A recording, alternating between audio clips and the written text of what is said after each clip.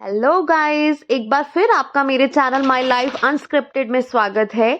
अर्धकुंवारी में रात भर स्टे करने के बाद नेक्स्ट डे मॉर्निंग मैं जल्दी से रेडी हो गई क्योंकि मुझे भवन के लिए चढ़ाई करनी थी। पर मेरी इच्छा थी कि अर्धकुंवारी माता के भी दर्शन कर लिए जाएं और मैंने एक दिन पहले ही वहां का टोकन ले लिया था, बट पॉसिबिलिटी नहीं थी कि मेरा नंबर भी वहां पर आता है। पर मैं सुबह जिस समय चढ़ाई के लिए मैं तैयार होकर चलने लगी तो मैंने देखा मेरा नंबर आ चुका है।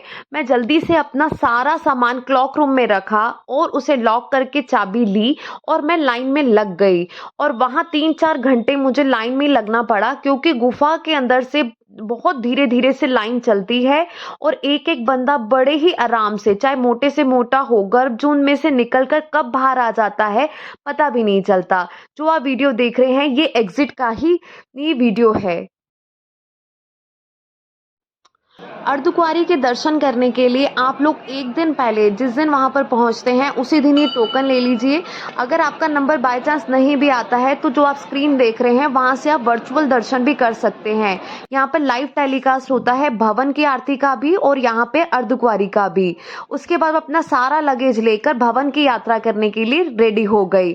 ये जो आप रास्ता देख रहे हैं ये अर्धकुंवारी से ही कनेक्टेड है और ये नया रास्ता है। नया, अब तो ये पुराना हो गया क्योंकि ताराकोट मार्ग भी अब बन चुका है। मैंने आज मेहरून कलर का सूट पहना है क्योंकि माता रानी का फेवरेट कलर है, इसलिए मैं यात्रा करने के लिए रेडी हो गई।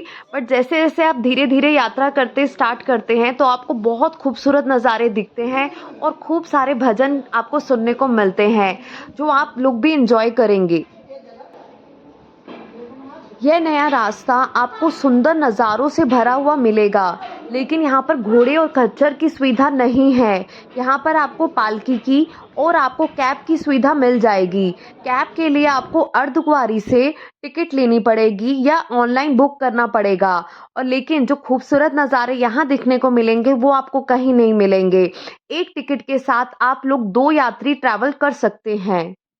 यहाँ मैं अपनी खट्टी मीठी गोलियां लेकर गई थी जिसे मुंह चढ़ता रहे और लगे कि कुछ खाया है, इसलिए मैं आसानी से अपनी यात्रा को कर रही थी। पर धीरे धीरे मुझे गर्मी लगने लगी क्योंकि स्वेटिंग हो रही थी, तो मैंने अपनी जो जैकेट है उसको बैग के साथ ही टांग लिया और कंफर्टेबली मैं अपनी यात्रा के लिए निकल पड़ी। इस मार्ग पर भी आपको कड़ी चावल, चाय, कॉफ़ी, राजमा, डोसा आपको हिमकोटी में बहुत अच्छा मिलेगा। आप यहाँ पर रास्ते में बंदरों को कुछ ना कुछ खाने को दे सकते हैं। ये भी तो एक पुण्य का काम है।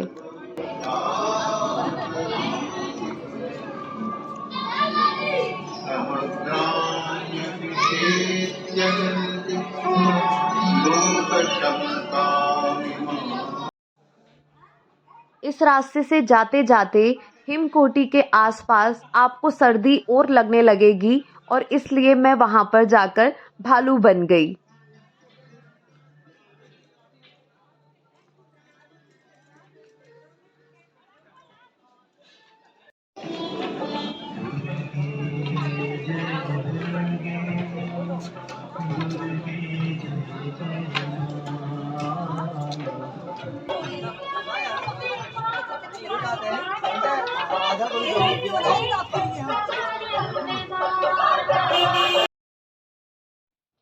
यहाँ पर आप नोटिस कर सकते हैं कि कैब भी यहाँ से निकल रही है और वहाँ के ऊंचे ऊंचे पहाड़ और सुंदर नज़ारे, और यहाँ पर आपको बारिश और धूप से बचने के लिए शेड की सुविधा।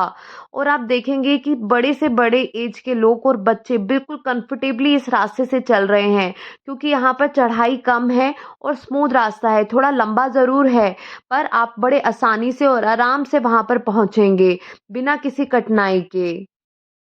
मेरा भवन पे भी रहने का विचार था तो मैं इसलिए बहुत कंफर्टेबली चल रही थी। इसी रास्ते पर आपको छोटे बच्चों के लिए वॉकर की सुविधा भी मिल जाएगी, पिट्ठू की सुविधा भी आपको यहीं मिल जाएगी। और अगर आप स्पेशली एक वॉकर लेना चाहते हैं जो सिर्फ अपने लगेज के लिए लेकर जाना चाहते हैं तो आप उसमें 2-3 बैग्स अपने डालकर लोड कर कर उसे कैरी कर कर लेकर जा सकते हैं।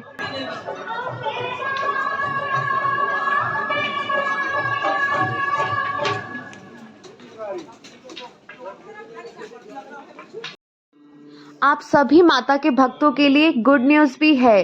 जल्द से जल्द श्राइन बोर्ड आप भक्तों के लिए रोप वे, ट्रॉली की सुविधा कटरा से भवन तक के लिए जल्द ही स्टार्ट करने वाला है।